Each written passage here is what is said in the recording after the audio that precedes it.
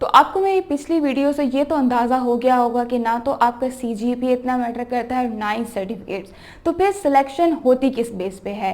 वो है आपकी SOP, या जिसे हम पर्सनल स्टेटमेंट भी बोलते हैं। तो आज की वीडियो हमारी पर्सनल स्टेटमेंट के बारे में होगी। Let's begin.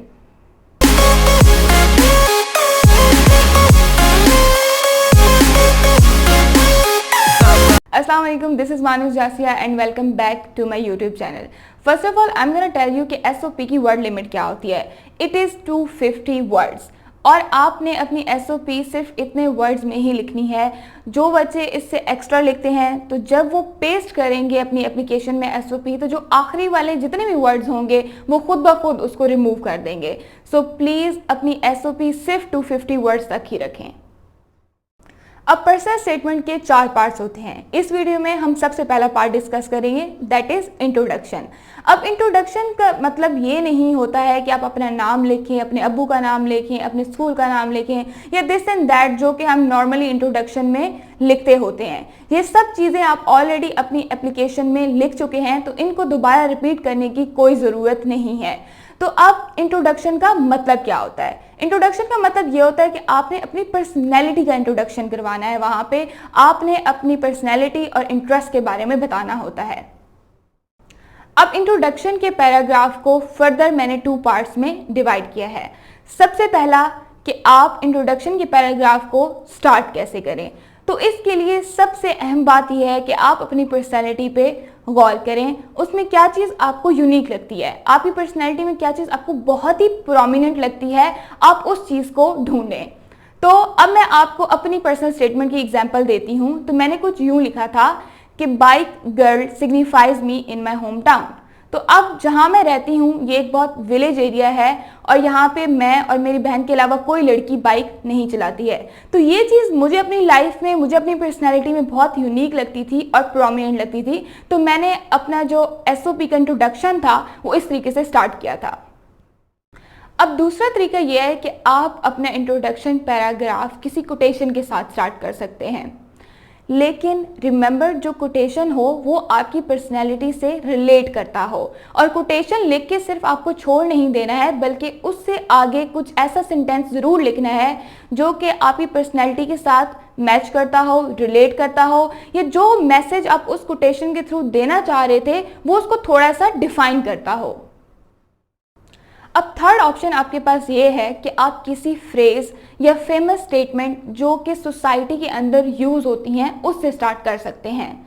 Like, you are a girl, you can't do it. This is a statement I have heard since my childhood.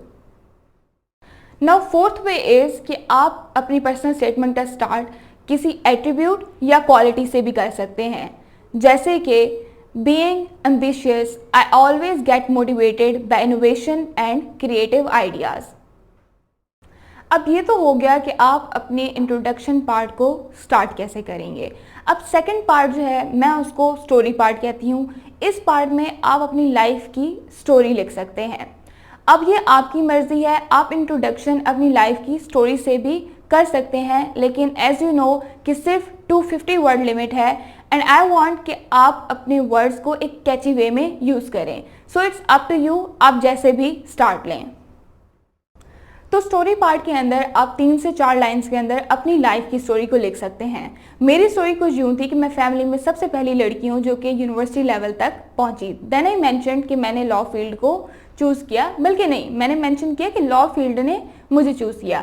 तो आप अपनी SOP के अंदर इस तरह से सेंटेंस स्ट्रक्चर को थोड़ा सा ट्विस्ट करके कैची बना सकते हैं। देन आई मेंशन कि लॉ फील्ड तो मैंने चूज़ कर ली, लेकिन इस वजह से मेरे पेरेंट्स और मुझे कई दफ़ा ये सुनने को मिला कि आप लॉ को ना चुनें, इस फील्ड में अपने बच्चे को ना भेजें, क्योंकि लड़कियों का तो इसमें स्कोप ही नहीं होता है। प्लस मैं उस टाइम पे क्लिनिकल डिप्रेशन से भी गुजर रही थी, but still I manage to go to one of the prestigious institutions of Pakistan.